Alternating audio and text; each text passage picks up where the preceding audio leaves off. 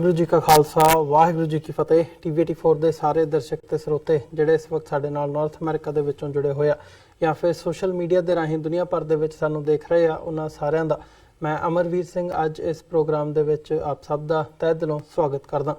Viewers, ਅੱਜ ਅਸੀਂ ਪੰਜਾਬ ਦੀ ਸਿਆਸਤ ਤੇ ਖਾਸ ਤੌਰ ਤੇ ਪੰਥਕ ਜਿਹੜੀ ਸਿਆਸਤ ਹੈ ਉਹਦੇ ਤੇ ਵਿਚਾਰ ਚਰਚਾ ਕਰਾਂਗੇ, ਕਿਵੇਂ ਜੋ ਉਹਦੇ 'ਚ ਬਦਲਾਅ ਆ ਰਹੇ ਨੇ, ਖਾਸ ਤੌਰ ਤੇ ਜਿਹੜੀਆਂ ਹੁਣ ਲੋਕ ਸਭਾ ਇਲੈਕਸ਼ਨਸ ਲੰਘ ਕੇ ਗਈਆਂ ਨੇ, ਜਿਹਦੇ ਵਿੱਚ ਭਾਰਤ ਦੇ ਵਿੱਚ ਨਰਿੰਦਰ ਮੋਦੀ ਦੀ ਸਰਕਾਰ ਹੁਣ ਦੁਬਾਰਾ ਬਣਨ ਜਾ ਰਹੀ ਹੈ। ਪੰਜਾਬ ਦੇ ਵਿੱਚ ਜਿਹੜੇ ਇਹ ਇਲੈਕਸ਼ਨ ਰਿਜ਼ਲਟਸ ਨੇ ਇਹਨਾਂ ਦੇ ਕੀ ਮਾਇਨੇ ਨੇ ਤੇ ਕਾਂਗਰਸ ਨੂੰ ਬਹੁਤਾਤ ਜਿਹੜੀਆਂ ਸੀਟਾਂ ਮਿਲੀਆਂ ਨੇ, ਅਕਾਲੀ ਦਲ ਬਾਦਲ ਵੱਲੋਂ 2 ਸੀਟਾਂ ਤੇ ਜਿੱਤ ਹਾਸਲ ਕੀਤੀ ਗਈ ਹੈ ਤੇ ਖਾਸ ਤੌਰ ਤੇ ਇੱਕ ਅਹਿਮ ਇਸ਼ੂ ਇਹਨਾਂ ਇਲੈਕਸ਼ਨਸ ਦੇ ਵਿੱਚ ਜੋ ਰਿਹਾ ਕਿ ਇੱਕ ਅਹਿਮ ਨੁਕਤਾ ਕਿਹਾ ਜਾ ਸਕਦਾ ਹੈ ਕਿ ਜਿਹੜੇ ਪੰਥ ਦੇ ਮੁੱਦੇ ਨੇ, ਜਿਹੜੀ ਪੰਥਕ ਸਿਆਸਤ ਹੈ ਜਾਂ ਜਿਹੜੇ ਪੰਥਕ ਇਸ਼ੂਜ਼ ਨੇ, ਉਹਨਾਂ ਦੀ ਗੱਲਬਾਤ ਤਾਂ ਜ਼ਰੂਰ ਹੋਈ ਪਰ ਉਹ ਕਿਤੇ ਵੀ ਚੋਣ ਮੁੱਦਿਆਂ ਦੇ ਵਿੱਚ ਨਹੀਂ ਉਹਨਾਂ ਦੀ ਗਿਣਤੀ ਕੀਤੀ ਜਾ ਸਕਦੀ, ਉਹ ਕੋਈ ਮੇਨ ਇਸ਼ੂ ਨਹੀਂ ਬਣੇ। ਇਹਦੇ ਪਿੱਛੇ ਕੀ ਕਾਰਨ ਹੈ? ਸੋ ਇਹਨਾਂ ਕੁਝ ਸਵਾਲਾਂ ਦੇ ਨਾਲ ਅਸੀਂ ਅੱਜ ਗੱਲਬਾਤ ਕਰਾਂਗੇ। ਅੱਜ ਦੀ ਇਸ ਵਿਚਾਰ ਚਰਚਾ ਦੇ ਲਈ ਸਾਡੇ ਨਾਲ ਫਤਿਹਗੜ੍ਹ ਸਾਹਿਬ ਤੋਂ SGPC ਮੈਂਬਰ ਸਰਦਾਰ ਕਰਨੈਲ ਸਿੰਘ ਪੰਜੋਲੀ ਸਾਡੇ ਨਾਲ ਫੋਨ ਲਾਈਨ ਤੇ ਬਣੇ ਨੇ। ਆਓ ਉਹਨਾਂ ਨਾਲ ਮਿਲ ਕੇ ਅੱਜ ਦੀ ਇਸ ਵਿਚਾਰ ਚਰਚਾ ਦੀ ਸ਼ੁਰੂਆਤ ਕਰਦੇ ਹਾਂ। ਪੰਜੋਲੀ ਸਾਹਿਬ, ਤੁਹਾਡਾ ਸਵਾਗਤ ਹੈ ਜੀ। ਵਾਹਿਗੁਰੂ ਜੀ ਕਾ ਖਾਲਸਾ ਵਾਹਿਗੁਰੂ ਜੀ ਕੀ ਫਤਿਹ। ਖਾਲਸਾ ਵਾਹਿਗੁਰੂ ਜੀ ਕੀ ਫਤਿਹ ਜੀ। ਧੰਨਵਾਦ ਜੀ, ਬਹੁਤ ਮਿਹਰਬਾਨੀ। ਪੰਜੋਲੀ ਸਾਹਿਬ, ਜਿਹੜੇ ਇਹ ਇਲੈਕਸ਼ਨਸ ਹੋਈਆਂ ਨੇ, ਕਿਵੇਂ ਦੇਖਦੇ ਹੋ ਇਸ ਸਾਰੇ ਪਾਰਟ ਨੂੰ? ਖਾਸ ਤੌਰ ਤੇ ਜਦੋਂ ਪੰਥਕ ਨੁਕਤਾ ਨਿਗਾਹ ਤੋਂ ਦੇਖਦੇ ਹਾਂ, ਜਿਵੇਂ ਮੈਂ ਗੱਲ ਕੀਤੀ ਹੈ ਵੀ ਪੰਥਕ ਇਸ਼ੂਜ਼ ਜਿਹੜੇ ਹੈਗੇ ਆ, ਪੰਥ ਦੇ ਜਿਹੜੇ ਮੁੱਦੇ ਨੇ, ਪੰਜਾਬ ਦੇ ਜਿਹੜੇ ਮੁੱਦੇ ਨੇ, ਉਹ ਉਹਨਾਂ ਦੇ ਉੱਤੇ ਗੱਲਬਾਤ ਜ਼ਰੂਰ ਹੋਈ ਪਰ ਉਹ ਕੇਂਦਰ ਬਿੰਦੂ ਨਹੀਂ ਬਣ ਸਕੇ। ਕੀ ਕਾਰਨ ਸਮਝਦੇ ਹੋ ਕਿ ਜਿਹੜੀਆਂ ਮੁੱਖ ਸਿਆਸੀ ਧਿਰਾਂ ਨੇ ਪੰਜਾਬ ਦੇ ਵਿੱਚ, ਇਨਕਲੂਡਿੰਗ ਅਕਾਲੀ ਦਲ ਬਾਦਲ, ਉਹਨਾਂ ਵੱਲੋਂ ਪੰਥਕ ਇਸ਼ੂਜ਼, ਪੰਥਕ ਮੁੱਦੇ ਵਿਸਾਰ ਦਿੱਤੇ ਗਏ ਆ? ਦੇਖੋ, ਅਸਲ ਵਿੱਚ ਗੱਲ ਇਹ ਹੈ ਵੀ ਜਦੋਂ ਮੋਗਾ ਕਾਨਫਰੰਸ ਹੋਈ ਹੈ, ਉਸ ਮੋਗਾ ਕਾਨਫਰੰਸ ਦੇ ਵਿੱਚ ਸ਼੍ਰੋਮਣੀ ਅਕਾਲੀ ਦਲ ਨੇ ਜਿਹੜਾ ਮਤਲਬ ਪੰਥਕ ਜਥੇਬੰਦੀ ਨੂੰ ਜੀ ਪੰਜਾਬੀ ਪਾਰਟੀ ਬਣਾਇਆ, ਅਸਲ ਵਿੱਚ ਉਦੋਂ ਹੀ ਪੰਥਕ ਜਿਹੜੇ ਮੁੱਦੇ ਸੀ ਉਹਨਾਂ ਨੂੰ ਜ਼ਿਆਦਾਤਰ ਛੱਡ ਦਿੱਤਾ ਗਿਆ ਸੀ। ਭਾਵੇਂ ਕਿਤੇ ਨਾ ਕਿਤੇ ਗਾਹੇ ਬਗਾਹੇ ਮਤਲਬ ਪਾਰਟੀ ਦਾ ਕੋਈ ਨਾ ਕੋਈ ਆਗੂ, ਖਾਸ ਕਰਕੇ ਜਦੋਂ ਜਿੰਨਾ ਚਿਰ ਜਥੇਦਾਰ ਗੁਰਚਰਨ ਸਿੰਘ ਟੌਹੜਾ ਸਾਹਿਬ ਜਿਉਂਦੇ ਰਹੇ, ਉਹ ਪੰਥਕ ਸਟੇਜਾਂ ਉੱਤੇ ਸ਼੍ਰੋਮਣੀ ਅਕਾਲੀ ਦਲ ਦੀ ਸਟੇਜ ਤੇ, ਹੋਲੇ ਮਹੱਲੇ ਤੇ, ਵਿਸਾਖੀ ਤੇ, ਇਹਨਾਂ ਦਿਹਾੜਿਆਂ ਤੇ ਪੰਥ ਦੀਆਂ ਗੱਲਾਂ ਤਾਂ ਜ਼ਰੂਰ ਕਰਦੇ ਰਹੇ ਜੀ। ਪਰ ਜਿਹੜਾ ਸ਼੍ਰੋਮਣੀ ਅਕਾਲੀ ਦਲ ਦੀ ਵਰਕਿੰਗ ਕਮੇਟੀ ਹੈ, ਉਹਦੀ ਕੋਰ ਕਮੇਟੀ ਹੈ, ਉਹਦਾ ਜਥੇਬੰਦਕ ਢਾਂਚਾ, ਉਹਦੇ ਅੰਦਰ ਇਹ ਮੁੱਦਿਆਂ ਦਾ ਕੋਈ ਬਹੁਤਾ ਜ਼ਿਕਰ ਕਦੇ ਹੋਇਆ ਨਹੀਂ ਜੀ। ਇਹ ਸ਼੍ਰੋਮਣੀ ਅਕਾਲੀ ਦਲ ਦੀ ਮੌਜੂਦਾ ਜਿਹੜੀ ਲੀਡਰਸ਼ਿਪ ਹੈ, ਉਹਨਾਂ ਨੇ ਇਹ ਮਹਿਸੂਸ ਕੀਤਾ ਕਿ ਲੋਕਾਂ ਨੂੰ ਜਿਹੜੀਆਂ ਰੋਜ਼ਮਰਾ ਦੀਆਂ ਲੋੜਾਂ ਨੇ, ਮਤਲਬ ਉਹ ਉਹਨਾਂ ਤੱਕ ਮਤਲਬ ਮਹਿਦੂਦ ਰੱਖਿਆ ਜਾਵੇ। ਜਿਵੇਂ ਕੁਝ ਇੰਨੀਆਂ ਸਕੀਮਾਂ ਬਣਾ ਲਈਆਂ ਜਿਹੜੀਆਂ ਦਬਾਊ ਕਿਸਮ ਦੀਆਂ ਹੋਣ, ਲਾਲਚ ਕਿਸਮ ਦੀਆਂ ਹੋਣ, ਲੋਕ ਉਸ ਲਾਲਚ ਦੇ ਤਹਿਤ ਆ ਕੇ ਸਾਨੂੰ ਵੋਟਾਂ ਪਾਉਂਦੇ ਰਹਿਣ। ਜਿਵੇਂ ਆਟਾ ਦਾਲ ਮੁਫਤ ਦੇਣ ਦੀ ਸਕੀਮ ਹੋ ਗਈ, ਸਿਵਲ ਸਕੀਮਾਂ ਹੋ ਗਈਆਂ। ਇਹ ਜਿਹੜੀਆਂ ਗੱਲਾਂ ਸੀ, ਇਹ ਗੱਲਾਂ ਟੈਂਪਰੇਰੀ ਰਿਲੀਜ਼ ਤਾਂ ਹੋ ਸਕਦੀ ਹੈ ਲੇਕਿਨ ਪਰਮਾਨੈਂਟ ਨਹੀਂ ਇਹ ਗੱਲਾਂ ਮਤਲਬ ਕਦੇ ਵੀ ਕਿਸੇ ਮਤਲਬ ਕਮਿਊਨਿਟੀ ਵਿੱਚ ਚੱਲ ਸਕਦੀਆਂ। ਇੱਕ ਪਾਰਟੀ ਜੇ ਮਤਲਬ ਅੱਜ ਆਟਾ ਦਾਲ ਦੇਣ ਦੀ ਗੱਲ ਕਰਦੀ ਸੀ ਤਾਂ ਅਮਰਿੰਦਰ ਸਿੰਘ ਨੇ ਇਹਨਾਂ ਚੋਣਾਂ ਦੇ ਵਿੱਚ ਕਹਿ ਦਿੱਤਾ ਸੀ ਕਿ ਅਸੀਂ ਚੀਨੀ ਵੀ ਫਰੀ ਦੇਵਾਂਗੇ, ਘਿਓ ਵੀ ਫਰੀ ਦੇਵਾਂਗੇ ਜੀ। ਮੈਂ ਇਹ ਸਮਝਦਾ ਕਿ ਇਹ ਜਿਹੜੀਆਂ ਗੱਲਾਂ ਹੈਗੀਆਂ ਨੇ, ਦੇਖੋ ਪਿਛਲੇ ਸਮੇਂ ਵਿੱਚ ਜਦੋਂ 10 ਸਾਲ ਅਕਾਲੀ ਦਲ ਦਾ ਰਾਜ ਰਿਹਾ, ਉਸ ਰਾਜ ਦੇ ਦਰਮਿਆਨ ਸੜਕਾਂ ਬਹੁਤ ਵੱਡੀਆਂ ਬਣਾਈਆਂ ਸ਼੍ਰੋਮਣੀ ਅਕਾਲੀ ਦਲ ਨੇ, ਕੋਈ ਕਸਰ ਨਹੀਂ ਛੱਡੀ, ਚੰਗੇ ਪੁਲ ਵੀ ਬਣਾਏ ਜੀ। ਇਹਨਾਂ ਸੜਕਾਂ ਤੇ ਪੁਲਾਂ ਨੂੰ ਮਤਲਬ ਖਾਲਸਾ ਜੀ ਦੇ ਬੋਲਬਾਲੇ, ਪੰਥ ਦੀ ਚੜ੍ਹਦੀ ਕਲਾ ਦੀ ਭਾਵਨਾ ਦੇ ਬਰਾਬਰ ਤੋਲ ਕੇ ਨਾਪਿਆ ਨਹੀਂ ਜਾ ਸਕਦਾ। ਜੇ ਤੁਸੀਂ ਇਹ ਕਹੋ ਕਿ ਸਿੱਖੀ ਛੱਡਦੇ ਹੋ ਤੇ ਸਿਧਾਂਤ ਛੱਡਦੇ ਹੋ, ਅਸੀਂ ਤੁਹਾਨੂੰ ਇੰਨੀਆਂ ਚੌੜੀਆਂ ਸੜਕਾਂ ਦਿੱਤੀਆਂ, ਤੁਹਾਨੂੰ ਆਟਾ ਦਾਲ ਫਰੀ ਦੇਤਾ, ਇਹ ਗੱਲਾਂ ਪੰਥ ਨੂੰ ਪ੍ਰਵਾਨ ਨਹੀਂ ਹਨ। ਪੰਥ ਇਹ ਚਾਹੁੰਦਾ ਹੈ ਕਿ ਇਹ ਗੱਲਾਂ ਤਾਂ ਆਮ ਤੌਰ ਤੇ ਹਰ ਇੱਕ ਸਰਕਾਰ ਦੀ ਡਿਊਟੀ ਹੈ, ਹਰ ਇੱਕ ਪਾਰਟੀ ਦੀ ਡਿਊਟੀ ਹੈ। ਜਿਹੜੀ ਵੀ ਸਰਕਾਰ ਚਲਾਏਗੀ ਉਹਨਾਂ ਲੋਕਾਂ ਨੂੰ ਸਹੂਲਤਾਂ ਦੇਣੀਆਂ ਹੁੰਦੀਆਂ ਨੇ। ਉਹਨਾਂ ਨੇ ਸੜਕਾਂ ਬਣਾਉਣੀਆਂ ਬਣਾਉਣੀਆਂ ਹੁੰਦੀਆਂ ਨੇ, ਉਹਨਾਂ ਨੇ ਸਕੂਲ ਕਾਲਜ ਕੋਲ ਬਣਾਉਣੇ ਨੇ। ਲੇਕਿਨ ਜੇ ਮਤਲਬ ਸ਼੍ਰੋਮਣੀ ਅਕਾਲੀ ਦਲ ਜਿਹੜੀ ਪੰਥ ਦੀ ਮੁੱਖ ਧਿਰ ਹੈ, ਜੇ ਉਹ ਪੰਥਕ ਜਜ਼ਬਾਤਾਂ ਦੀ ਗੱਲ ਨਹੀਂ ਕਰੇਗੀ, ਪੰਥਕ ਸਿਧਾਂਤਾਂ ਦੀ ਗੱਲ ਨਹੀਂ ਕਰੇਗੀ, ਉਹਨਾਂ ਨੂੰ ਸਲਾਹ ਨਹੀਂ ਦੇਗੀ, ਤਾਂ ਫਿਰ ਇਹਨਾਂ ਗੱਲਾਂ ਦੇ ਕੋਈ ਅਰਥ ਨਹੀਂ ਰਹਿ ਜਾਂਦੇ ਜਿਹੜੀਆਂ ਗੱਲਾਂ ਤੁਸੀਂ ਮਤਲਬ ਵਿਕਾਸ ਦੀਆਂ ਕਰਦੇ ਹੋ। ਇਹ ਇੱਕ ਸਭ ਤੋਂ ਵੱਡਾ ਮਤਲਬ ਕਾਰਨ ਜਿਹੜਾ ਇਹਨਾਂ ਚੋਣਾਂ ਵਿੱਚ ਰਿਹਾ, ਜੋ ਸ਼੍ਰੋਮਣੀ ਅਕਾਲੀ ਲਈ ਹਾਰ ਦਾ ਕਾਰਨ ਬਣਿਆ, ਪੰਥ ਨੂੰ ਮੁੱਦੇ ਨੂੰ ਅਗਲੀ ਰੱਖੀ। ਹੁਣ ਤੁਸੀਂ ਦੇਖੋ ਬਈ ਅਨੰਦਪੁਰ ਸਾਹਿਬ ਦੇ ਹਲਕੇ ਵਿੱਚ ਚੰਦਰਾ ਸਾਹਿਬ ਚੋਣ ਲੜ ਰਹੇ ਸੀ। ਉਸ ਹਲਕੇ ਦੇ ਵਿੱਚ ਜੇ ਤੁਸੀਂ 3 ਹਲਕੇ ਵੇਖੋ, ਮੋਹਾਲੀ ਦਾ, ਖਰੜ ਦਾ ਤੇ ਚਮਕੌਰ ਸਾਹਿਬ ਦਾ, ਇਹ 3 ਹਲਕਿਆਂ ਵਿੱਚ ਸਿੱਖਾਂ ਦੀ ਬਹੁਤ ਗਿਣਤੀ ਹੈ। ਲੇਕਿਨ ਤਿੰਨਾਂ ਵਿੱਚ ਚੰਦੂ ਮਾਜਰਾ ਸਾਹਿਬ ਬੁਰੀ ਤਰ੍ਹਾਂ ਹਾਰੇ। ਇਸ ਵਾਰ ਇਹ ਰੁਝਾਨ ਪੈਦਾ ਹੋਇਆ ਕਿ ਮੋਦੀ ਨੇ ਹਿੰਦੁਸਤਾਨ ਦੇ ਅੰਦਰ ਬੀਜੇਪੀ ਦੇ ਪਲੇਟਫਾਰਮ ਦੇ ਰਾਹੀਂ ਕਿਤੇ ਉਹਨੇ ਵਿਕਾਸ ਦੀ ਗੱਲ ਨਹੀਂ ਕਰੀ, ਕਿਤੇ ਉਹਨੇ ਸੁਰੱਖਿਆ ਦੀ ਗੱਲ ਨਹੀਂ ਕਰੀ, ਕਿਤੇ ਉਹਨੇ ਦੇਸ਼ ਦੀ ਏਕਤਾ ਅਖੰਡਤਾ ਦੇ ਮਸਲੇ ਤੇ ਗੱਲ ਨਹੀਂ ਕਰੀ। ਉਹਨੇ ਇੱਕੋ ਹੀ ਗੱਲ ਕਰੀ ਕਿ ਹਿੰਦੂਤਵ ਦਾ ਏਜੰਡਾ ਉਹਨਾਂ ਨੇ ਲਿਆ, ਹਿੰਦੂ ਰਾਸ਼ਟਰ ਬਣਾਉਣ ਦੀਆਂ ਗੱਲਾਂ ਕੀਤੀਆਂ। RSS ਦਾ ਏਜੰਡਾ ਸੀ, ਮੋਦੀ ਨੇ ਲਾਗੂ ਕੀਤਾ। ਬੀਜੇਪੀ ਸਾਡੀ ਉੱਤੇ ਢੁੱਕੀ ਤੇ ਜਦੋਂ ਬੀਜੇਪੀ ਨੂੰ ਇਹ ਪਤਾ ਲੱਗਿਆ, ਹਿੰਦੂ ਨੂੰ ਅਹਿਸਾਸ ਹੋਇਆ ਕਿ ਸਾਡਾ ਦੇਸ਼ ਬਣਨ ਲੱਗਿਆ, ਸਾਡਾ ਰਾਸ਼ਟਰ ਬਣਨ ਲੱਗਿਆ, ਹਿੰਦੁਸਤਾਨ ਮਤਲਬ ਜਿਹੜਾ ਭਾਰਤ ਆ ਹਿੰਦੂਆਂ ਦਾ ਦੇਸ਼ ਬਣੇਗਾ, ਉਹਨਾਂ ਨੇ ਇਕਜੁੱਟ ਹੋ ਕੇ ਮਤਲਬ ਵੋਟਾਂ ਪਾਈਆਂ। ਔਰ ਜਿੱਥੇ ਜਿੱਥੇ ਪੰਜਾਬ ਵਿੱਚ ਮਤਲਬ ਦੇਖੋ, ਜਿੱਥੇ ਜਿੱਥੇ ਪੰਜਾਬ ਦੇ ਅੰਦਰ ਸਿੱਖ ਬਹੁ ਗਿਣਤੀ ਸੀ, ਉਹ ਬਹੁ ਗਿਣਤੀ ਸਿੱਖਾਂ ਦਾ ਕਾਂਗਰਸ ਨੂੰ ਵੋਟ ਪਾਤੀ। ਜਿਨ੍ਹਾਂ ਨੇ ਦਰਬਾਰ ਸਾਹਿਬ ਢਾਹਤਾ, ਜਿਨ੍ਹਾਂ ਨੇ ਅਕਾਲ ਤਖ਼ਤ ਢਾਹਤਾ ਤੇ ਜਿਨ੍ਹਾਂ ਨੇ ਦਿੱਲੀ ਸਿੱਖਾਂ ਦਾ ਕਤਲੇਆਮ ਕੀਤਾ, ਇੰਨਾ ਜ਼ੁਲਮ ਕੀਤਾ, ਉਹ ਸਾਰੀਆਂ ਗੱਲਾਂ ਜਿਹੜੀਆਂ ਸੀ ਮਤਲਬ ਭੁੱਲ ਕੇ ਵੀ ਕਾਂਗਰਸ ਨੂੰ ਲੋਕਾਂ ਨੇ, ਸਿੱਖਾਂ ਨੇ ਵੋਟ ਪਾਈ। ਹਿੰਦੂਆਂ ਨੇ ਮੋਦੀ ਦਾ ਰਾਜ ਬਣਾਉਣ ਲਈ ਅਕਾਲੀਆਂ ਨੇ ਵੋਟ ਪਾਈ। ਇਸ ਵਾਰ ਸਰਦਾਰ ਸੁਖਬੀਰ ਸਿੰਘ ਬਾਦਲ ਇਸ ਕਰਕੇ ਜਿੱਤ ਗਏ ਕਿ ਉਹਨਾਂ ਦੇ ਹਲਕੇ ਵਿੱਚ 5 ਸੀਟਾਂ ਜਿਹੜੀਆਂ ਨੇ ਉਹ ਬੀਜੇਪੀ ਦੇ MLA ਦੀਆਂ ਨੇ। ਤੇ ਸਿਮਰਤ ਬਾਦਲ ਬਠਿੰਡੇ ਤੋਂ ਪਿਛਲੀ ਵਾਰੀ 30,000 ਤੇ ਹਾਰੇ ਸੀ, ਐਤਕੀ 33,000 ਤੇ ਜਿੱਤੇ ਉੱਥੋਂ। ਇਸ ਕਰਕੇ ਕਿ ਮੋਦੀ ਦੀ ਸਰਕਾਰ ਬਣਦੀ ਹੈ, ਇਹਨਾਂ ਦੀ ਸਾਨੂੰ ਲੋੜ ਆ ਤੇ ਇਹ ਸਾਡੇ ਮਤਲਬ ਰਾਜ ਭਾਗ ਦੇ ਵਿੱਚ ਇਸ ਵੋਟ ਦਾ ਹਿੱਸਾ ਬਣਨਗੇ ਤੇ ਉਹਨਾਂ ਨੇ ਉਹਨਾਂ ਨੂੰ ਜਿਤਾਇਆ। ਮੈਂ ਇਹ ਸਮਝਦਾ ਕਿ ਇਹਨਾਂ ਚੋਣਾਂ ਦੇ ਵਿੱਚ ਸ਼੍ਰੋਮਣੀ ਅਕਾਲੀ ਦਲ ਨੇ ਪੰਥਕ ਮੁੱਦਿਆਂ ਦੀ ਗੱਲ ਨਾ ਕਰਕੇ ਸਿੱਖਾਂ ਨੂੰ ਨਾਰਾਜ਼ ਕੀਤਾ, ਸਿੱਖ ਦੂਰ ਹੋਏ ਔਰ ਉਹ ਗੁੱਸੇ ਦੀ ਭਾਵਨਾ ਵਿੱਚ ਆ ਕੇ ਕਾਂਗਰਸ ਨੂੰ ਵੋਟ ਪਾ ਗਏ। ਵੱਡੀ ਗੱਲ ਇਹ ਵਾਪਰੀ ਦੋਸਤ ਪੰਜੋਲੀ ਸਾਹਿਬ, ਜਿਵੇਂ ਅਸੀਂ ਦੇਖਿਆ ਕਿ ਖਾਸ ਤੌਰ ਤੇ ਜਦੋਂ ਤੋਂ ਸਰਬੱਤ ਖਾਲਸਾ 2015 ਦੇ ਵਿੱਚ ਹੋਇਆ, ਉਹ ਤੋਂ ਬਾਅਦ ਦਾ ਜਿਹੜਾ ਮਾਹੌਲ ਰਿਹਾ, ਇੱਕ ਪੰਥਕ ਨੁਕਤਾ ਨਿਗਾਹ ਤੋਂ ਪੰਜਾਬ ਦੇ ਵਿੱਚ ਗੱਲਬਾਤ ਹੁੰਦੀ ਰਹੀ ਹੈ ਕਿ ਗੁਰੂ ਗ੍ਰੰਥ ਸਾਹਿਬ ਦੀ ਜਿਹੜੀਆਂ ਬੇਅਦਬੀ ਦੀਆਂ ਸੈਂਕੜਿਆਂ ਘਟਨਾਵਾਂ ਹੋਈਆਂ ਨੇ, ਉਸ ਨੂੰ ਮੁੱਖ ਰੱਖਦਿਆਂ ਹੋਇਆਂ ਕਿਤੇ ਨਾ ਕਿਤੇ ਬਾਦਲ ਅਕਾਲੀ ਦਲ ਨੂੰ ਉਸ ਦੇ ਨਾਲ ਜੋੜ ਕੇ ਦੇਖਿਆ ਗਿਆ ਵੀ ਡੇਰੇ ਨੂੰ ਸ਼ਹਿ ਦਿੱਤੀ, ਇੱਕ ਪੋਲੀਟੀਕਲ ਸ਼ਹਿ ਦਿੱਤੀ ਤੇ ਉਸ ਦੇ ਥੱਲੇ ਜਿਹੜਾ ਇਹ ਸਾਰਾ ਘਟਨਾਕ੍ਰਮ ਜਿਹੜਾ ਹੈ ਉਹ ਵਾਪਰਿਆ ਤੇ ਉਹਦੇ ਵਿੱਚ ਬਾਦਲ ਦਲ ਦੇ ਜਿਹੜੇ ਆਗੂ ਹੈਗੇ ਆ ਉਹਨਾਂ ਨੂੰ ਦੋਸ਼ੀ ਵੀ ਠਹਿਰਾਇਆ ਗਿਆ। ਕਿਤੇ ਨਾ ਕਿਤੇ ਪੰਥਕ ਜਦੋਂ ਐਂਗਲ ਤੋਂ ਦੇਖਦੇ ਹਾਂ ਤਾਂ ਇਹ ਗੱਲ ਲੋਕਾਂ ਦੇ ਵਿੱਚ ਸਾਡੇ ਸਾਹਮਣੇ ਆਉਂਦੀ ਹੈ। ਪਰ ਕੀ ਕਾਰਨ ਰਿਹਾ ਵੀ ਬਰਗਾੜੀ ਮੋਰਚਾ ਵੀ ਲੱਗਾ, ਧਿਰਾਂ ਵੀ ਇਕੱਠੀਆਂ ਹੋਈਆਂ, ਜਿਹੜੀ ਸਿੱਖ ਸੰਗਤ ਹੈ ਪੰਜਾਬ ਦੇ ਵਿੱਚ ਉਹ ਗੱਲ ਵੀ ਉੱਭਰ ਕੇ ਆਈ, ਪੰਥਕ ਇਸ਼ੂਜ਼ ਦੇ ਉੱਤੇ ਫੋਕਸ ਵੀ ਹੋਇਆ। ਪਰ ਇਹਦੇ ਵਿੱਚ ਕਿਹੜੀ ਗੱਲ ਜਾਂ ਕੀ ਕਾਰਨ ਸਮਝਦੇ ਹੋ, ਕਿਹੜੇ ਕਾਰਨ ਨੇ ਜਿਹੜੇ ਤੁਸੀਂ ਦੋਸ਼ੀ ਮੰਨਦੇ ਹੋ ਜਾਂ ਸਮਝਦੇ ਹੋ ਕਿ ਉਹ ਪੰਥਕ ਇਸ਼ੂਜ਼ ਜਦੋਂ ਪੋਲੀਟਿਕਸ ਦਾ ਟਾਈਮ ਆਇਆ ਜਾਂ ਜਦੋਂ ਵੋਟਾਂ ਦਾ ਟਾਈਮ ਆਇਆ ਉਦੋਂ ਉਹ ਕਿਤੇ ਨਜ਼ਰ ਨਹੀਂ ਆਏ, ਜਿਹੜੇ ਪਹਿਲਾਂ ਕੁਝ ਮਹੀਨੇ ਪਹਿਲਾਂ ਪੰਜਾਬ ਦੇ ਵਿੱਚ ਮੀਡੀਆ ਦੇ ਵਿੱਚ ਵੀ ਤੇ ਅਦਰਵਾਈਜ਼ ਵੀ ਖੁੱਲ੍ਹੇਆਮ ਨਜ਼ਰ ਆ ਰਹੇ ਸੀ? ਦੇਖੋ, ਇੱਕ ਗੱਲ ਤਾਂ ਮੰਨਣਯੋਗ ਹੈ, ਇਹਦੇ ਵਿੱਚ ਤਾਂ ਕੋਈ ਦੋਰਾਮਾ ਨਹੀਂ ਹਨ ਕਿ ਸ਼੍ਰੋਮਣੀ ਅਕਾਲੀ ਦਲ ਦੀ ਸਰਕਾਰ ਦੇ ਦਰਮਿਆਨ ਸ੍ਰੀ ਗੁਰੂ ਗ੍ਰੰਥ ਸਾਹਿਬ ਪਾਤਸ਼ਾਹ ਜੀ ਦੇ ਸਰੂਪਾਂ ਦੀ ਬੇਅਦਬੀ ਹੋਈ, ਸਿੱਖਾਂ ਦਾ ਗੁੱਸਾ ਅਕਾਲੀ ਦਲ ਤੇ ਬਹੁਤ ਵਧਿਆ ਤੇ ਮਤਲਬ ਚਾਹੀਦਾ ਤਾਂ ਇਹ ਸੱਚ ਹੈ ਕਿ ਅਕਾਲੀਆਂ ਨੇ ਕੋਈ ਸਾਜ਼ਿਸ਼ ਨਹੀਂ ਰਚੀ ਕਿਸੇ ਕਿਸਮ ਦੀ ਕਿ ਗੁਰੂ ਗ੍ਰੰਥ ਸਾਹਿਬ ਦੀ ਬੇਅਦਬੀ ਕਰਵਾਉਣੀ ਹੈ।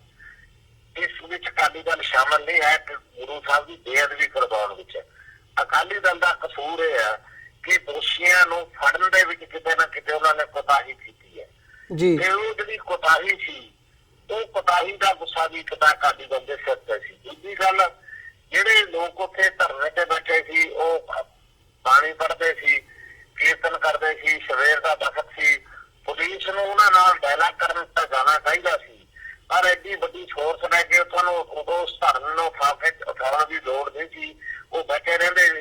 दो दिन जाके उन्होंने गलबात करते, पुछते उन्होंने की डिमांड है, ते जाके उस अनुसार एक्शन करते। पुलिस ने मतलब गोली चलाई, दबाव पाया पुलिस ने, और दो नौजवान मारे गए, बहुत सारे फट्टड़ हो गए। वो गुस्सा भी अकाली दल के सिर पे सी।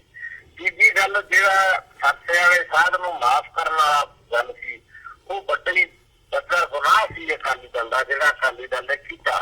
अकाल तख्त के जथेदार, श्रोमणी कमेटी, और सारा की बदनामी उस मसले च हुई। उस तो बाद बरगाड़ी मोर्चा मतलब शुरू हो गया। तो उसके दरम्यान जो चोणां शुरू हुई, बरगाड़ी मोर्चे वाले ने ਜਿਹੜੇ ਸਿੰਘ ਸੀਗੇ ਬੱਚੇ, ਭਾਈ ਧਿਆਨ ਸਿੰਘ ਮੰਡੋ ਨੇ ਜਾਂ ਦਾਦੂਵਾਲ ਸਾਹਿਬ ਨੂੰ ਜਾਂ ਹੋਰ ਜਿਹੜੇ ਲੋਕ ਉੱਥੇ ਬੈਠੇ ਸੀ, ਉਹਨਾਂ ਦੇ ਮੋਰਚੇ ਨੂੰ ਹੰਗਾਰਾ ਬੜਾ ਮਿਲਿਆ। ਸੰਗਤਾਂ ਬੜੀਆਂ ਜੁੜੀਆਂ, ਹੀਰਾਂ ਘੱਟ ਕੇ ਲੋਕ ਗਏ, ਮੈਂ ਵੀ 2 ਵਾਰ ਗਿਆ। ਪਰ ਉਹਦੇ ਬਾਅਦ ਜਦੋਂ ਮੋਰਚਾ ਉੱਠਿਆ, ਮੋਰਚਾ ਕਿਉਂ ਉੱਠ ਗਿਆ, ਕਿਵੇਂ ਉੱਠ ਗਿਆ, ਕਿਸੇ ਨੂੰ ਨਹੀਂ ਪਤਾ ਲੱਗਿਆ। ਫਿਰ ਇੱਕ ਦੂਸਰੇ ਦੇ ਖਿਲਾਫ ਅੰਜਾਮ ਤਰਾਸ਼ੀ ਸ਼ੁਰੂ ਹੋ ਗਈ। ਪੈਸਾ ਦਾ ਮਤਲਬ ਜਿਹੜਾ ਖੇਡ ਸੀ ਉਹਦੀ ਚਰਚਾ ਸ਼ੁਰੂ ਹੋ ਗਈ। ਇਹ ਕਿਤੇ ਫਿਰ ਏਦਾਂ ਦੇ ਜਾ ਕੇ ਲੱਗਣ ਲੱਗ ਗਿਆ ਵੀ ਇਹ ਸਾਰੀ ਖੇਡ ਕਿਤੇ ਨਾ ਕਿਤੇ ਕਾਂਗਰਸ ਦੀ ਸੀ, ਮੋਰਚਾ ਲਵਾਉਣ ਵਾਲੀ ਜੀ। ਮੋਰਚਾ ਲਵਾਉਣ ਦੀ ਖੇਡ ਪਿੱਛੇ ਕਾਂਗਰਸ ਸੀਗੀ, ਤੇ ਕਾਂਗਰਸ ਨੇ ਲਵਾਇਆ ਸੀ, ਕਾਂਗਰਸ ਨੇ ਉਹ ਖਾਲ ਲਏ। ਤੇ ਮਤਲਬ ਇਹ ਔਰ ਕਾਰਨ ਵੀ ਵਾਪਰਿਆ। ਹੁਣ ਧਿਆਨ ਸਿੰਘ ਮੰਡ ਦੇ ਪਿੰਡ ਦੇ ਵਿੱਚੋਂ 7 ਵੋਟਾਂ ਮਤਲਬ ਜਿਹੜੀਆਂ ਨੇ ਉਹ ਪੰਥਕ ਧਿਰਾਂ ਨੂੰ ਪਈਆਂ, ਤੇ ਬਾਕੀ 250 ਵੋਟ ਤੇ ਅਕਾਲੀ ਦਲ ਨੂੰ ਪਈ ਹੈ, ਤੇ ਮੇਰਾ ਖਿਆਲ 185 ਦੇ ਕਰੀਬ ਕਾਂਗਰਸ ਨੂੰ ਵੋਟ ਪੈ ਗਈ। ਭਾਈ ਧਿਆਨ ਸਿੰਘ ਮੰਡ ਦੇ ਪਿੰਡ ਦੇ ਵਿੱਚ ਪੈ ਗਈ। ਤੇ ਮੈਂ ਇਹ ਸਮਝਦਾ ਕਿ ਇਹਦਾ ਫਾਇਦਾ ਜਿਹੜਾ ਨਾ ਤਾਂ ਪੰਥਕ ਧਿਰਾਂ ਨੂੰ ਮਿਲਿਆ, ਅਕਾਲੀ ਦਲ ਦੇ ਖਿਲਾਫ ਤਾਂ ਗੁੱਸਾ ਤਾਂ ਰੋਹ ਤਾਂ ਹੈ ਹੀ ਸੀ, ਤੇ ਨਾ ਪੰਥਕ ਧਿਰਾਂ ਕੋਈ ਇੱਕ ਲੀਡਰ ਪੈਦਾ ਕਰ ਸਕੀਆਂ, ਨਾ ਇੱਕ ਜਥੇਬੰਦਕ ਸਿਸਟਮ ਪੈਦਾ ਕਰ ਸਕੀਆਂ, ਢਾਂਚਾ ਪੈਦਾ ਕਰ ਸਕੀਆਂ।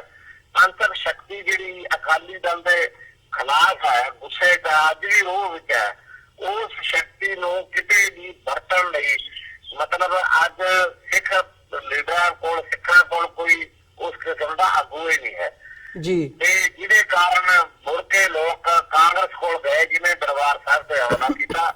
ਇਸ ਤੋਂ ਵੱਡੀ ਬਦਕਿਸਮਤੀ ਹੋਰ ਕੀ ਹੋ ਸਕਦੀ ਹੈ ਵੀ ਬੀਬੀ ਖਾਲੜਾ ਵਰਗੀ ਔਰਤ ਉਸ ਸੀਟ ਤੋਂ ਖੜੀ ਹੈ ਜਿੱਥੇ ਪੰਜਾਬ ਦੇ ਵਿੱਚ ਸਭ ਤੋਂ ਵੱਧ ਸਿੱਖ ਤੇ ਪੰਥਕ ਵੋਟ ਹੈ ਜੀ। ਉਹ ਵੀ ਉੱਥੋਂ ਆ ਰਹੀ ਜੀ। ਬਿਲਕੁਲ ਇਹਦਾ ਮਤਲਬ ਸਪਸ਼ਟ ਹੈ ਕਿ ਜੇ ਅਕਾਲੀਆਂ ਦੇ ਪ੍ਰਤੀ ਗੁੱਸਾ ਸੀ ਤਾਂ ਮਤਲਬ ਉਹਨਾਂ ਨੂੰ ਗੁੱਸਾ ਅਕਾਲੀਆਂ ਪ੍ਰਤੀ ਕੱਢਿਆ ਹੋਇਆ ਗੁੱਸਾ ਕਾਂਗਰਸ ਦੀ ਝੋਲੀ 'ਚ ਨਹੀਂ ਸੀ ਕਰਨਾ ਚਾਹੀਦਾ, ਬਲਕਿ ਕੋਈ ਬਦਲ ਦਿੱਤਾ ਜਾਣਾ ਚਾਹੀਦਾ ਸੀ। ਉਹ ਬਦਲ ਦੇਣ ਵਿੱਚ ਪੰਥਕ ਧਿਰਾਂ ਬਹੁਤ ਬੁਰੀ ਤਰ੍ਹਾਂ ਸਫਲ ਰਹੀਆਂ ਨੇ, ਤੇ ਜਿਨ੍ਹਾਂ ਤੇ ਪੰਜਾਬ ਦੇ ਲੋਕਾਂ ਨੇ ਪਿਛਲੇ ਸਮੇਂ ਵਿੱਚ ਆਮ ਆਦਮੀ ਪਾਰਟੀ ਤੇ ਵਿਸ਼ਵਾਸ ਕੀਤਾ, ਭਰੋਸਾ ਕੀਤਾ, ਜ਼ਿਲ੍ਹਾ ਹੋ ਗਈ। ਉਹਨਾਂ ਦਾ ਵੀ ਸਾਰਾ ਜੋ ਕੁਛ ਵੀ ਬਦਲ ਆ ਰਿਹਾ ਮੀਡੀਆ ਰਾਹੀਂ ਸਾਹਮਣੇ, ਇੱਕ ਦੂਸਰੇ ਨੇ ਜੋ ਕੁਝ ਵੀ ਉਹਨਾਂ ਦੇ ਖਿਲਾਫ ਹੀ ਕੱਢਿਆ। ਅਸਲ ਵਿੱਚ ਪੰਜਾਬ ਵਿੱਚ ਖੁਦਗਰਜੀ, ਲਾਲਚ, ਪਰਿਵਾਰਵਾਦ, ਇਹ ਗੱਲਾਂ ਬਹੁਤ ਜ਼ਿਆਦਾ ਮਤਲਬ ਪੈਦਾ ਹੋ ਗਈਆਂ। ਤੇ ਜਿਹੜਾ ਵੀ ਚਾਹੁੰਦਾ ਉਹ ਇਹ ਚਾਹੁੰਦਾ ਵੀ ਬਸ ਜੇ ਮੈਂ ਬਣ ਗਿਆ ਤਾਂ ਮੇਰੇ ਤੋਂ ਬਾਅਦ ਮੇਰਾ ਪੁੱਤ ਹੋਊ, ਪੁੱਤ ਤੋਂ ਬਾਅਦ ਪੋਤਾ ਹੋਏਗਾ। ਇਹ ਗੱਲਾਂ ਨੇ ਮਤਲਬ ਬੇਭਰੋਸਗੀ ਪੈਦਾ ਕਰਤੀ ਪੰਜਾਬ ਦੇ ਅੰਦਰ ਸਿੱਖ ਪੰਥ ਦੇ ਵਿੱਚ ਜੀ। ਬਿਲਕੁਲ ਨਹੀਂ ਪੰਜੋਲੀ ਸਾਹਿਬ, ਇਹ ਤੁਸੀਂ ਇੱਕ ਫੈਕਟ ਜਿਹੜਾ ਹੈ ਉਹ ਸਾਹਮਣੇ ਰੱਖਿਆ ਸਾਡੇ ਇਸ ਪਲੇਟਫਾਰਮ ਦੇ ਰਾਹੀਂ ਕਿ ਪੰਥਕ ਧਿਰਾਂ ਜਾਂ ਜਿਹੜੇ ਆਗੂ ਇਹਨਾਂ ਇਸ਼ੂਜ਼ ਦੇ ਉੱਤੇ ਯੂਨਾਈਟ ਕਰ ਸਕਦੇ ਸੀ, ਉਹ ਇਸ ਸਾਰੇ ਸਮੇਂ ਦੇ ਵਿੱਚ ਬੁਰੀ ਤਰ੍ਹਾਂ ਨਾਕਾਮ ਰਹੇ ਨੇ ਯੂਨਾਈਟਿਡ ਫਰੰਟ ਕੋਈ ਖੜਾ ਕਰਨ ਦੇ ਵਿੱਚ। ਬਰਗਾੜੀ ਮੋਰਚਾ ਇੱਕ ਅਜਿਹੀ ਹੀ ਓਪਰਚੁਨਿਟੀ ਸੀ ਜਿਹੜੀ ਆਮ ਤੌਰ ਤੇ ਇਹ ਗੱਲ ਇਸ ਵਕਤ ਸਿੱਖ ਸੰਗਤ ਮਹਿਸੂਸ ਵੀ ਕਰਦੀ ਹੈ। ਪਰ ਜੇ ਅਕਾਲੀ ਦਲ ਬਾਦਲ ਦੀ ਗੱਲ ਕਰੀਏ, ਜਿਵੇਂ ਤੁਸੀਂ ਵੀ ਜ਼ਿਕਰ ਕੀਤਾ ਹੈ ਕਿ ਇਹਨਾਂ ਵੋਟਾਂ ਦੇ ਵਿੱਚ ਵੀ ਤੇ ਅਦਰਵਾਈਜ਼ ਵੀ ਉਹਨਾਂ ਦਾ ਵਿਰੋਧ ਵੀ ਕਾਫੀ ਹੋਇਆ ਗੁਰੂ ਗ੍ਰੰਥ ਸਾਹਿਬ ਦੀ ਬੇਅਦਬੀ ਨੂੰ ਲੈ ਕੇ ਤੇ ਅਦਰਵਾਈਜ਼ ਵੀ। ਪਰ ਜਿੱਥੇ ਜਿਹੜੇ ਸੁਖਬੀਰ ਸਿੰਘ ਬਾਦਲ ਹੈਗੇ ਆ ਜਾਂ ਹਰਸਿਮਰਤ ਕੌਰ ਬਾਦਲ ਦੋਵਾਂ ਵੱਲੋਂ ਆਪਣੀਆਂ ਸੀਟਾਂ ਤੇ ਜਿੱਤ ਪ੍ਰਾਪਤ ਕੀਤੀ ਗਈ ਹੈ, ਤੁਸੀਂ ਇਹ ਗੱਲ ਕਹਿ ਰਹੇ ਹੋ ਕਿ ਉਹ ਭਾਜਪਾ ਦੀ ਮਦਦ ਦੇ ਨਾਲ ਜਿਹੜਾ ਹਿੰਦੂ ਵੋਟ ਬੈਂਕ ਜ਼ਿਆਦਾ ਉਹਨਾਂ ਦੇ ਖਾਤੇ ਦੇ ਵਿੱਚ ਭੁਗਤਿਆ, ਉਹ ਇੱਕ ਵੱਡਾ ਕਾਰਨ ਹੈ। ਇਸ ਵਕਤ ਅਕਾਲੀ ਦਲ ਬਾਦਲ ਵੱਲੋਂ ਇਹ ਗੱਲ ਪ੍ਰਚਾਰੀ ਜਾ ਰਹੀ ਹੈ ਕਿ ਸਾਡਾ ਜਿਹੜਾ ਵੋਟ ਸ਼ੇਅਰ ਹੈ ਉਹ ਪਿਛਲੀਆਂ ਚੋਣਾਂ ਦੇ ਨਾਲੋਂ ਇਸ ਵਕਤ ਕਾਫੀ ਜ਼ਿਆਦਾ ਵਧਿਆ, ਉਹਦੇ 'ਚ ਉਭਾਰ ਆਇਆ। ਅਸੀਂ 37% ਤੱਕ ਜਿਹੜਾ ਸਾਡਾ ਵੋਟ ਸ਼ੇਅਰ ਹੈ ਉਹ ਪਹੁੰਚਿਆ। ਸੋ ਇੱਕ ਪਾਸੇ ਵਿਰੋਧ ਦੀ ਗੱਲ ਹੁੰਦੀ ਹੈ ਜਾਂ ਇਹ ਗੱਲ ਕੀਤੀ ਜਾ ਰਹੀ ਹੈ ਜਾਂ ਪਹਿਲਾਂ ਵੀ ਸਵਾਲ ਉੱਠਦੇ ਰਹੇ ਨੇ ਵੀ ਅਕਾਲੀ ਦਲ ਦਾ ਭਵਿੱਖ ਕੀ ਹੈ, ਤੇ ਦੂਜੇ ਪਾਸੇ ਸੁਖਬੀਰ ਸਿੰਘ ਬਾਦਲ ਇਹ ਦਾਅਵਾ ਕਰ ਰਹੇ ਨੇ ਕਿ ਸਾਡਾ ਜਿਹੜਾ ਵੋਟ ਬੈਂਕ ਹੈ ਉਹ ਵਧਿਆ, ਪੰਜਾਬ ਦੇ ਲੋਕਾਂ ਦੇ ਵਿੱਚ ਸਾਡੀ ਜਿਹੜੀ ਪੁੱਛ ਹੈ ਉਹ ਹੋਰ ਵੀ ਵਧੀ ਹੈ ਪਹਿਲਾਂ ਨਾਲੋਂ। ਕਿਵੇਂ ਦੇਖਦੇ ਹੋ ਇਹਨਾਂ ਦੋਵਾਂ ਰਿਐਕਸ਼ਨਸ ਨੂੰ? ਦੇਖੋ, ਅਕਾਲੀ ਦਲ ਦਾ ਵੋਟ ਬੈਂਕ ਨਹੀਂ ਵਧਿਆ, ਅਕਾਲੀ ਦਲ ਦਾ ਵੋਟ ਬੈਂਕ ਬਕਾਇਦਾ ਇਹਦੇ ਵਿੱਚ ਘਟਿਆ। ਇਹ ਜਿਹੜਾ ਵੋਟ ਬੈਂਕ ਵਧਿਆ ਉਹ ਮੋਦੀ ਦਾ ਵਧਿਆ ਜੀ। ਮੋਦੀ ਦੇ ਵੋਟ ਬੈਂਕ ਨੂੰ ਅਸੀਂ, ਕਿਉਂਕਿ ਸਾਡਾ ਅਲਾਇੰਸ ਹੈ ਬੀਜੇਪੀ ਨਾਲ, ਉਹਦੇ ਨਾਲ ਜੋੜ ਕੇ ਪ੍ਰਚਾਰਿਆ ਜਾਣ ਦਾ ਯਤਨ ਕੀਤਾ ਜਾ ਰਿਹਾ ਹੈ।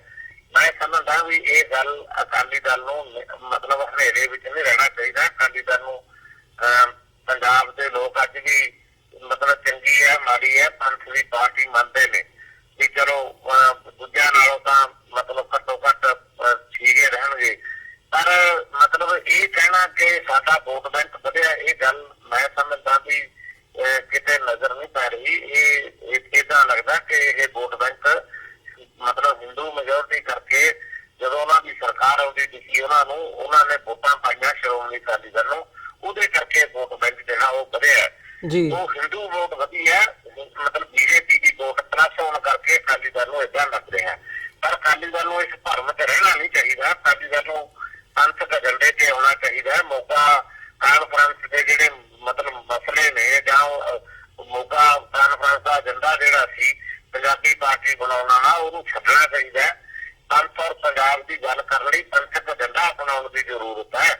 ਇਹ ਭੁਲੇਖੇ ਚ ਰਹਿਣ ਦੀ ਕੋਈ ਜ਼ਰੂਰਤ ਨਹੀਂ ਹੈ। ਜਿਹੜੀ ਹਿੰਦੂ ਵੋਟ ਸਾਨੂੰ ਪਈ ਹੈ ਉਹ ਆਉਣ ਵਾਲੀ ਕੱਲ ਪੰਜਾਬ ਦੀ ਅਸੈਂਬਲੀ ਵਿੱਚ ਕੱਲ ਨੂੰ ਕਿੱਥੇ ਜਾਏਗੀ, ਕਿਹਦੇ ਕੋਲ ਜਾਏਗੀ, ਕੀ ਪਤਾ ਸਾਡੇ ਕੋਲ ਰਹੇ ਜਾਂ ਕਿਸੇ ਹੋਰ ਕੋਲ ਰਹੇ, ਕਿਸੇ ਕੋਲ ਸਾਡੇ ਕੋਲ ਤਿਲਕ ਵੀ ਸਕਦੀ ਹੈ। ਲੇਕਿਨ ਉਹਨਾਂ ਦੀ ਵੋਟ ਨੂੰ ਆਪਣੀ ਵੋਟ ਵੀ ਸ਼ਾਮਿਲ ਕਰਕੇ ਭਰਮ ਪਾਲ ਲੈਣਾ ਕਿ ਮਤਲਬ ਸਾਡੀ ਵੋਟ ਬੈਂਕ ਵਧੀਆ ਤੇ ਅਵੇਸਲੇ ਹੋ ਜਾਣਾ, ਪੰਥਕ ਮੁੱਦੇ ਨੂੰ ਛੱਡ ਕੇ ਰੱਖਣਾ, ਪੰਥ ਦੇ ਜਜ਼ਬਾਤ ਨਾ ਸਮਝਣੇ, ਇਹ ਗੱਲ ਮੈਂ ਸਮਝਦਾ ਵੀ ਅਕਾਲੀ ਦਲ ਦੇ ਹਿੱਤ ਵਿੱਚ ਨਹੀਂ ਹੈ।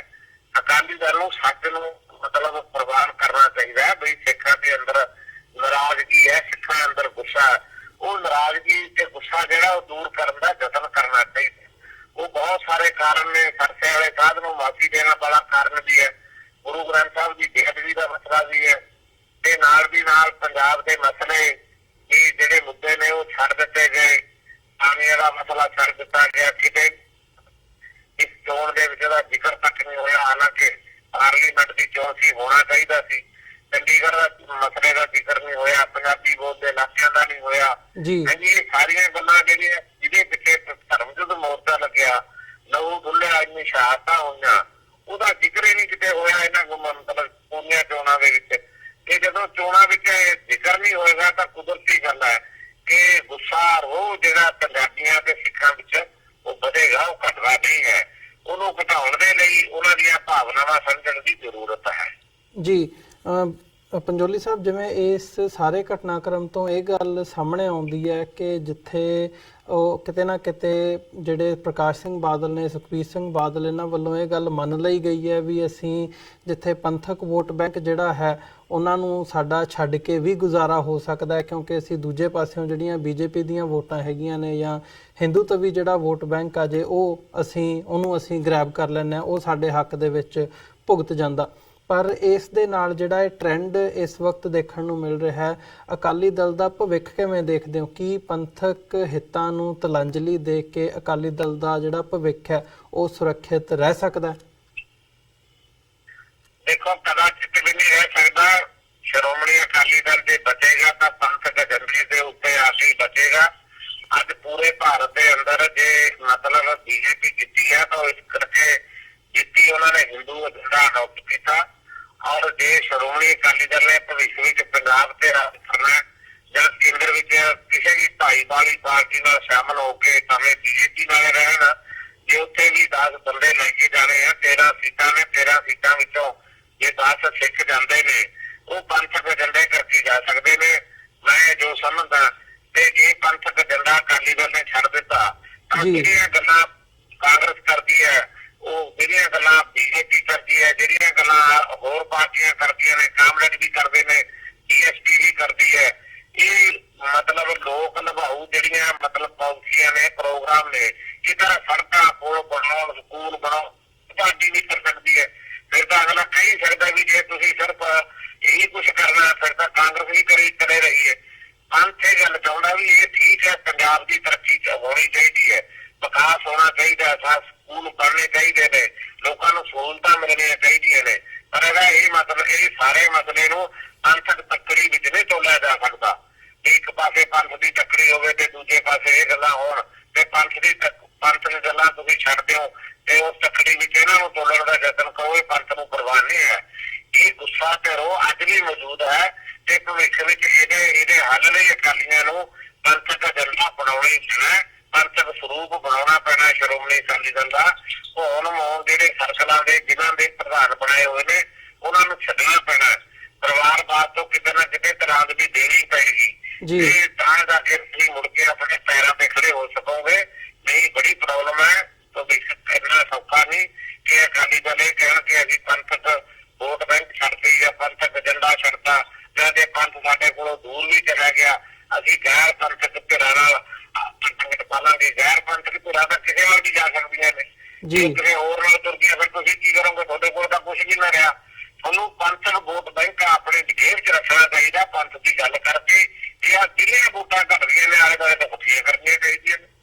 ਜੀ ਪੰਜੋਲੀ ਸਾਹਿਬ, ਜਿਵੇਂ ਤੁਸੀਂ ਗੱਲ ਕੀਤੀ ਹੈ ਕਿ ਜਿਹੜਾ ਗੈਰ ਪੰਥਕ ਵੋਟ ਬੈਂਕ ਆ ਉਹ ਇੱਧਰ ਉੱਧਰ ਵੀ ਹੋ ਸਕਦਾ, ਤੁਹਾਨੂੰ ਲੱਗਦਾ ਵੀ ਆਉਣ ਵਾਲੇ ਸਮੇਂ ਦੇ ਵਿੱਚ ਖਾਸ ਤੌਰ 'ਤੇ ਜੇ ਪੰਜਾਬ ਵਿਧਾਨ ਸਭਾ ਚੋਣਾਂ ਦੀ ਗੱਲ ਕਰਨੀ ਹੋਵੇ ਤੇ ਉਹਦੇ ਵਿੱਚ ਬੀਜੇਪੀ ਇੰਡੀਪੈਂਡੈਂਟਲੀ ਆਪਣੇ ਤੌਰ 'ਤੇ ਪੰਜਾਬ ਦੇ ਵਿੱਚ ਪੰਜਾਬ ਦੇ ਚੋਣ ਮੈਦਾਨ ਦੇ ਵਿੱਚ ਨਿੱਤਰ ਸਕਦੀ ਹੈ, ਅਕਾਲੀ ਦਲ ਤੋਂ ਵੱਖ ਹੋ ਸਕਦੀ ਹੈ? ਨਹੀਂ, ਮੈਨੂੰ ਨਹੀਂ ਲੱਗਦਾ ਏਦਾਂ ਬਈ ਕਿਤੇ ਮਤਲਬ ਕੋਈ ਹੋ ਜਾਏਗਾ। ਪਰ ਜਿਸ ਤਰ੍ਹਾਂ ਹਲੇ ਤਾਂ ਨਹੀਂ ਮੈਨੂੰ ਲੱਗਦਾ ਕਿ ਏਦਾਂ ਦੀ ਕੋਈ ਗੱਲ ਵਾਪਰ ਸਕਦੀ ਹੈ।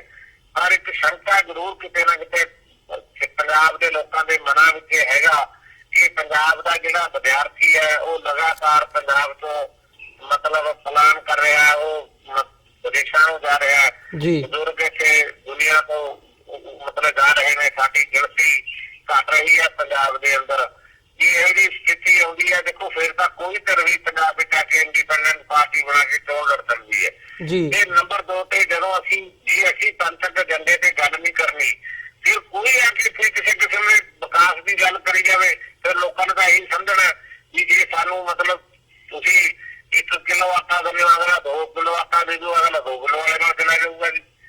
ਇਹ ਅਕਾਲੀ ਦਲ ਨੂੰ ਇਹ ਸੋਚਣਾ ਚਾਹੀਦਾ ਬਈ ਇਕੱਲਾ ਰਾਜ ਦੀ ਗੱਲ ਨਹੀਂ, ਸਿੱਖੀ ਦੀ ਚੜ੍ਹਦੀ ਕਲਾ ਦਾ ਵੀ ਮਸਲਾ, ਸਿੱਖੀ ਦੀ ਅੰਦਰੀ ਆਜ਼ਾਦ ਤੇ ਨਿਆਰੀ ਐਸਟੀ ਦਾ ਵੀ ਮਸਲਾ।